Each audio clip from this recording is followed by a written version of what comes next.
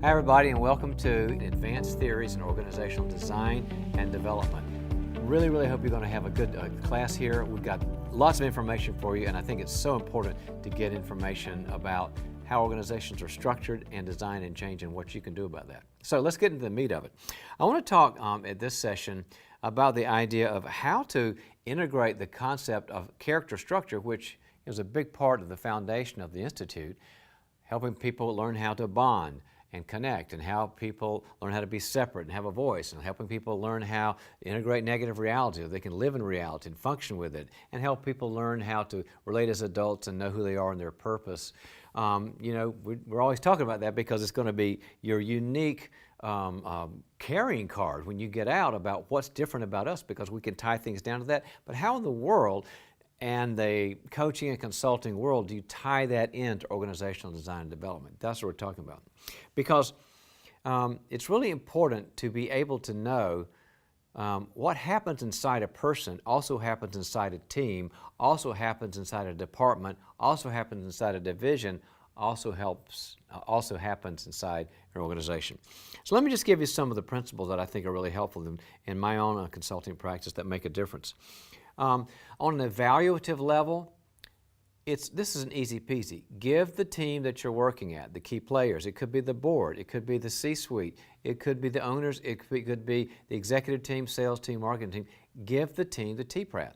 As you know, that's our character-based, quick 10-minute assessment, because that will give you an indication for them and for you, for your own purposes, an idea of how the entire team sort of leans. Do they lean more towards lots of bonding and lots of connection and vulnerability, but they love each other, but they're very kumbaya, but they don't really get anything done because boundaries aren't straight and neither is capability?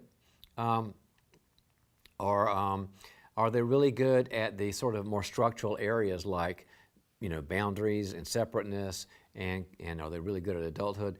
But their people are afraid to talk about things. They're not connected. They're kind of siloed. Or they have a hard time with character structure number 3, where they can't integrate negative realities. So they're always perfectionistic and afraid to fail, and no culture that works in a company that can't fail ever succeeds. So it's important to get that, because when you meet with them, then you can have a good time with them saying, okay, let's go over your scores. One are your individual scores. Let's talk as a team about that and see how the way the entire team leans and the entire organization leans will make a difference. So that's on an evaluative level. That's one way to build this in.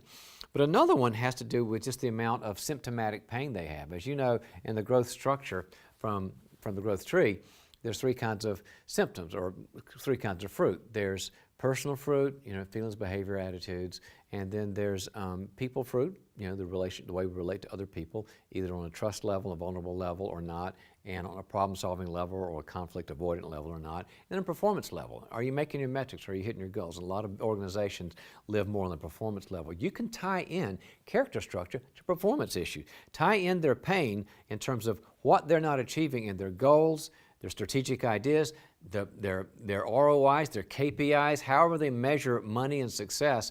You can tie that into the pain. Now, that may not be the only issue, and I don't want you to think, well, all you got to know is the character structure. You can solve, Boeing and NASA's problems. You have to also know the industries themselves. But so many times I've found really good results from saying, it seems to me that because you guys aren't hitting your mark in revenues, or that you're behind the competition or whatever, we can tie that into maybe you don't have enough role clarity because people are so busy connecting that they're afraid to have role clarity. So tie in the pain, which is the symptom, which is the fruit, to the structures. And remember, not just individual structures, because that can feel kind of shaming, but like you have a company that's very get it done, but people don't trust each other. That's all character issues. Or you have a company or organization that loves to trust, but you never execute. That's all character stuff. Another one is, I just gave you the evaluation part, then I gave you the tying in the symptom part, also the buy-in part, because in the consulting world, you've got to get the people, the team, especially the people that are going to be affected, to buy into the answer to your solutions and your strategies. So show them how addressing these can increase their performance. Now, you don't have to get a bunch of statistics out and say this is going to happen to you. and if they need it, you can go online and get it. But you can just say, what I've noticed in my experience and in our entire company's experience is that if your people gravitate towards structure or more honesty, we've seen things happen. Or if your people begin to trust each other and open up and be more vulnerable, we've seen things happen. Then they go, not only does this consultant understand our pain, they understand that there's hope for us to get better. Remember, they don't want to spend money. None of us want to spend money. You got to show them that there's pain here that your solution can solve, and also that there's hope. And then there's the design aspects, because this is about organizational design, right? Which is understanding the problems inherent and the flaws inherent in organizational structure. Help them to arrange or rearrange their design. If it's a new company, a startup, you might be there on the ground floor and just arranging things, which is really fun, or rearranging their design to enhance the higher performance because of better character and health. In other words, you be the one to say, let me come up with some ideas with you and how to make things better that address character, which will then address performance. Never, never, never say this is going to create healthy people and happy people. They're not paying for healthy, happy. They want performance. Your job is to say healthy and happy will increase your performance. But they have a bottom line, and you respect that bottom line tied into there. I'll give you a couple examples in my own practice. I was working with an internet company, like a Silicon Valley type company, and they were very, very get it done, go, go, go, and very, very smart. And as most people in Silicon Valley are, just driven. But there wasn't a lot of trust, and people weren't interacting and cooperating very well. So we got together, and the owner said, I'm going to do away with some of the silos, emotional silos, but by doing away with some of the physical silos. Had more open rooms, knocked down some walls, had more meeting rooms. Everybody still had their offices and cubicles, but more open door policies and this sort of thing. It changed everything. That's putting the character piece into the organizational design. Another example, manufacturing company I worked with for years. High-end, very technical manufacturing. And what we found out, things weren't getting done because they'd have all these meetings and they'd say, okay guys, go out and do these things.